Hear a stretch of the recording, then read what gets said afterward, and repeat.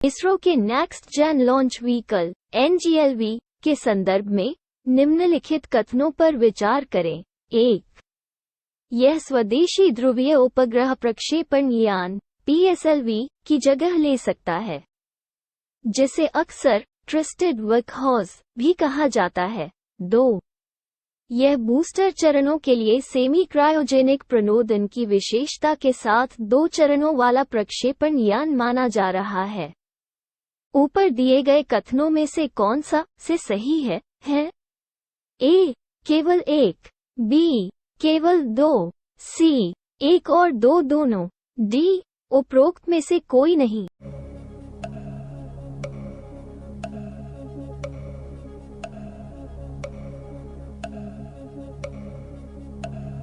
Uttar A.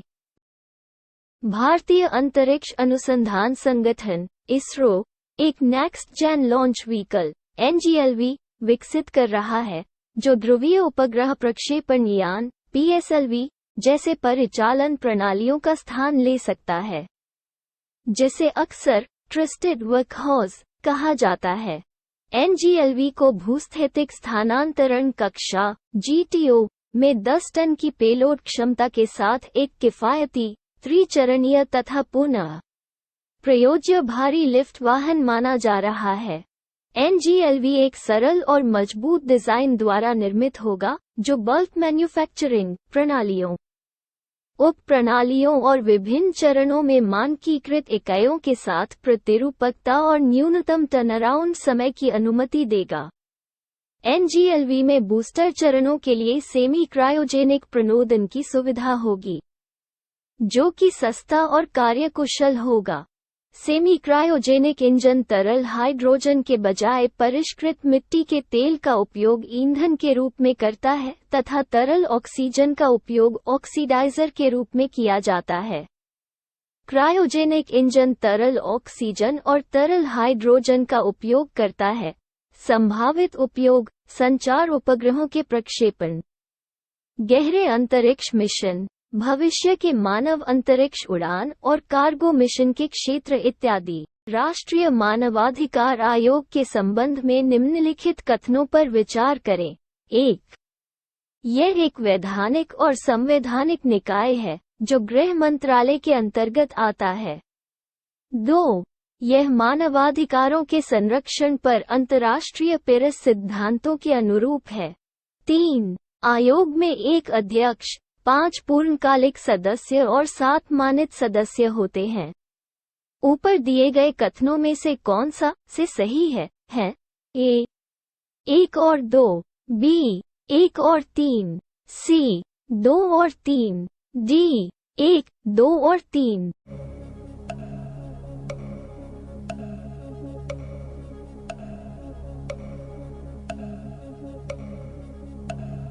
Uttar C.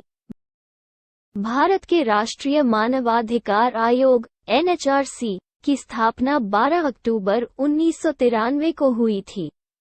मानवाधिकार संरक्षण अधिनियम फरा 1993 कानून के तहत इसे स्थापित किया गया, जिसे मानवाधिकार संरक्षण संशोधन अधिनियम 2006 द्वारा संशोधित किया गया। यह पेरिस सिद्धांतों के अनुरूप है, जिसे वर्ष 1991 में पेरिस में आयोजित मानवाधिकारों के प्रचार और संरक्षण के लिए राष्ट्रीय संस्थानों पर पहली अंतर्राष्ट्रीय कार्यशाला में अपनाया गया और 1993 में संयुक्त राष्ट्र महासभा द्वारा अनुमोदित किया गया। आयोग न केवल राष्ट्रीय स्तर पर बल्कि अंतर्राष्ट्रीय स्तर पर भी मानवाधिकार साक्षरता के क्षेत्र में सभी हितधारकों के प्रयासों को प्रोत्साहित करने के लिए जनता के बीच मानवाधिकार जागरूकता फैलाने के लिए जिम्मेदार है। यह मानव अधिकारों को संविधान द्वारा गारंटीकृत व्यक्ति के जीवन, स्वतंत्रता, समानता और सम्मान से संबंधित अधिकारों के रूप में परिभाषित करता है, जो अंतर्राष्ट्रीय अनुबंधों में शामिल है और भारत में अदालतों द्वारा लागू करने योग्य है। आयोग में एक अध्यक्ष, 5 पूर्णकालिक सदस्य और 7 मानित पदेन सदस्य होते हैं। यह गृह मंत्रालय के अंतर्गत आता है। विश्व वन्यजीव कोष WWF के संदर्भ में निम्नलिखित कथनों पर विचार करें। 1.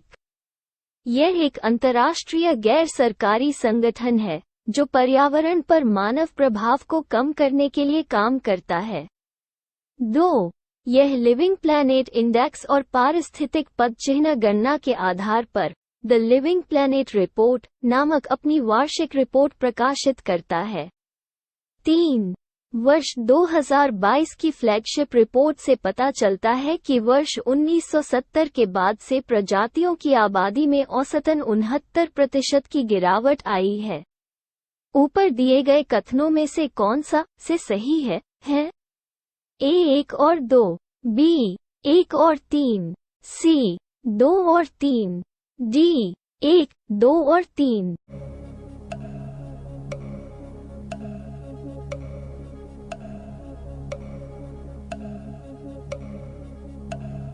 उत्तर B। विश्व वन्यजीव कोष WWF वर्ष 1961 में स्थापित एक अंतर्राष्ट्रीय गैर सरकारी संगठन है। यह दुनिया का सबसे बड़ा संरक्षण संगठन है, जिसका मुख्यालय ग्लैंड, स्विट्जरलैंड में है।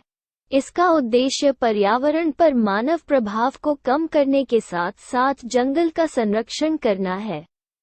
इसके घोषित उद्देश्य निम्नलिखित हैं: विश्व की जैविक विविधता का संरक्षण, अक्षय प्राकृतिक संसाधनों का सतत उपयोग सुनिश्चित करना, प्रदूषण में कमी और वेस्टफुल कंजम्पशन को बढ़ावा देना। यह वर्ष 1998 से द्विवार्षिक लिविंग प्लैनेट रिपोर्ट प्रकाशित करता है, जो एक लिविंग प्लैनेट इंडेक्स और पारिस्थितिक पदचिह्न गणना पर आधारित है। इसे जूलॉजिकल सोसाइटी ऑफ लंदन के सहयोग से तैयार किया जाता है। पारिस्थितिक पदचिह्न इकोलॉजिकल फुटप्रिंट एक मापक है जो प्रकृति की पुनरुत्पादन की क्षमता के विरुद्ध प्रकृति पर मानव मांग की व्यापक रूप से तुलना करता है। अर्थ आवर WWF द्वारा आयोजित एक वैश्विक आंदोलन है जो लोगों को पर्यावरणीय मुद्दों पर कार्रवाई करने और ग्रह की रक्षा करने के लिए एकजुट करता है। हाल ही में IBSAMAR 7 दक्षिण अफ्रीका में निम्नलिखित में से किन देशों के बीच आयोजित एक नौसैनिक अभ्यास था? 1. दक्षिण अफ्रीका, 2. भारत, 3. ऑस्ट्रेलिया, 4. ब्राजील। नीचे दिए गए कूट का प्रयोग कर सही विकल्पों का चयन कीजिए। A 2 और 4, B 1, 3 और 4, C 1, 2 और 4, D 1, 2, 3 और 4।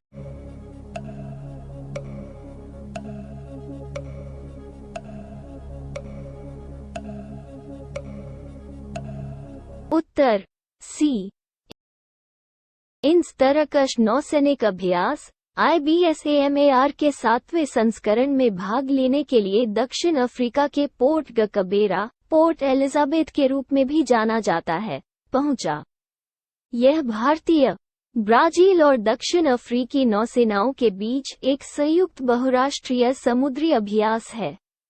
भारतीय नौसेना का प्रतिनिधित्व Tegh class guided missile frigate इंस्तरकश, Chetak helicopter और मरीन कमांडो फोर्स माकोज के कर्मियों द्वारा किया गया। संयुक्त समुद्री अभ्यास समुद्री सुरक्षा, संयुक्त परिचालन प्रशिक्षण, सर्वोत्तम विधियों को साझा करने और सामान्य समुद्री खतरों को दूर करने के लिए अंतर संचालन क्षमता को मजबूत करेगा। एक केंद्रीय रिपोर्ट में पाया गया है कि लेड विषाक्तता के कारण भारत दुनिया का सबसे अधिक स्वास्थ्य और आर्थिक बोझ वहन करता है। लेड विषाक्तता के प्रमुख स्रोत क्या हैं? 1. प्रगलन इकाइयाँ, 2. वेल्डिंग, 3.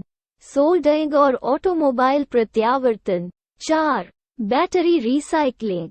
नीचे दिए गए कूट का प्रयोग कर सही विकल्पों का चयन कीजिए।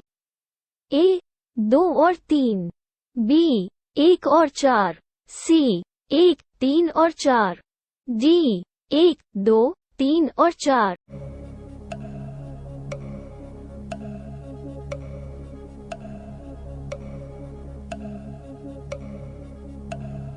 उत्तर डी। सरकारी थिंक टैंक नीति आयोग तथा वैज्ञानिक और औद्योगिक अनुसंधान परिषद CSIR द्वारा संयुक्त रूप से तैयार की गई एक केंद्रीय रिपोर्ट में पाया गया है कि भारत दुनिया का सबसे अधिक स्वास्थ्य और आर्थिक बोझ लेड विषाक्तता के कारण उठाता है। यूनिसेफ की रिपोर्ट में यह भी उल्लेख किया गया है कि लेड विषाक्तता से भारतीय सकल घरेलू उत्पाद GDP में अनुमानित 5% की कमी आई है, जिसका कारण कम आर्थिक उत्पादकता और व्यक्ति की कमाई में कमी आना है। लेड विषाक्तता के स्रोत बैटरी पुनर्चक्रण, व्यावसायिक स्रोत जैसे सीसा खनन, गलाने, वेल्डिंग, सोल्डरिंग और ऑटोमोबाइल प्रत्यावर्तन। अन्य अगोचर स्रोतों में मिलावटी मसाले, सौंदर्य प्रसाधन और पारंपरिक दवाएं शामिल हैं। बच्चों में लेड विषाक्तता के लक्षणों में शामिल हैं विकास में देरी, सीखने में कठिनाई, चिड़चिड़ापन, भूख न लगना, वजन घटना, सुस्ती और थकान, पेट में दर्द, उल्टी, कब्ज और बहरापन इत्यादि। वयस्कों में लेड विषाक्तता के लक्षण। हालांकि मुख्य रूप से लेड विषाक्तता से बच्चों को जोखिम होता है, किंतु यह वयस्कों के लिए भी खतरनाक है। वयस्कों में निम्नलिखित लक्षण शामिल हो सकते हैं: उच्च रक्तचाप, जोड़ों और मांसपेशियों में दर्द, याददाश्त या एकाग्रता में कठिनाई, सिरदर्द, पेट में दर्द, मनोदशा संबंधी विकार, शुक्राणुओं की संख्या में कमी और असामान्य शुक्राणु और गर्भवती महिलाओं में गर्भपात, मृत जन्म या समय से पहले जन्म इत्यादि।